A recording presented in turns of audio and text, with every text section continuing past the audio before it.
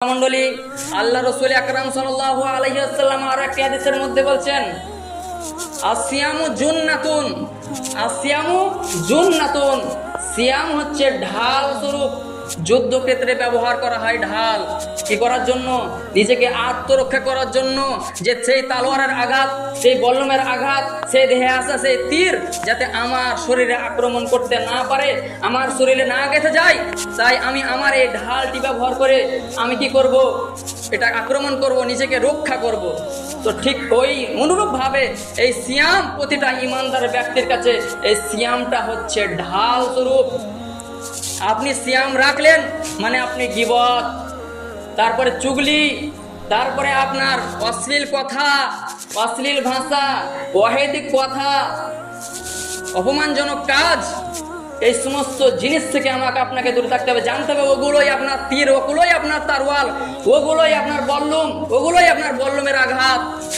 আপনি যদি আপনার এই ঢালকে যদি আপনি মজবুত করতে চান, আর আজকে বর্তমান আমি আমার এই সমাজের কথা বলছি, সম্মানীয় শ্রোতামণ্ডলী, আমাদের যতটুকু ইমান, সেই অতটুকু ইমান দিয়ে যদি আমরা আমাদের সেই ঢালকে যদি আমরা মাপি, তাহলে হয়তো মনে হয় যে আমরা যে কাপড় আমরা পরে আমরা মসজিদের দিকে ধাবিত হয়েছি, এসেছি, এই পবিত্র জুমার দিনে যে পাঞ্জাবি বা যেই শার্ট পরে আমরা এসেছি, সেই শার্টকে আপনি যদি ঢাল হিসেবে ব্যবহার করেন, সেটাই হচ্ছে আমার কাছে, আমার আপনার কাছে ঢাল। আমাদের আপনার যে ইমান, এই জামা, এই শার্টটাই হচ্ছে আমার আপনার কাছে ঢাল।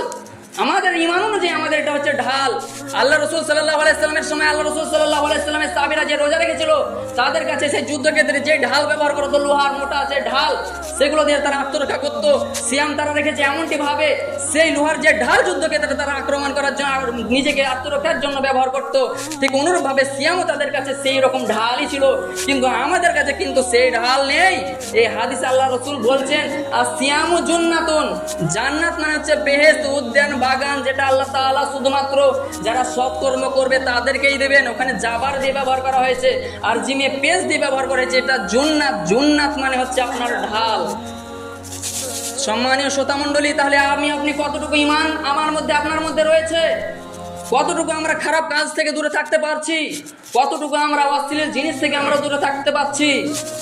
আমাদেরকে ভাবা দরকার, নইলে আমাদের এই ঢাল সেই নবী সাল্লাল্লাহু আলাইহি ওয়াসাল্লাম বা সেই সাহাবীদের ঢালের মতো ঢাল হবে না। আমার আপনার ঢাল, আমার আপনার কাপড়ের সেই কাপড়ই হবে আমার আপনার হতে পারে ঢাল। সেই কাপড় দিয়ে আপনি কি রক্ষা করবেন? সেই কাপড় দিয়ে আপনি কি রক্ষা করবেন?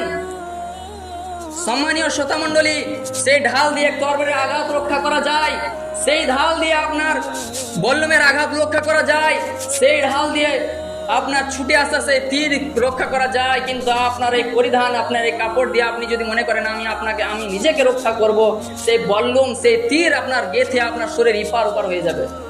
তো আপনি কি রোজা রাখছি, কি সিয়াম রাখছি, কি করব? এই সিয়ামে আমি কি সফলতা লাভ করতে পারবো? আমি কি কামিয়াব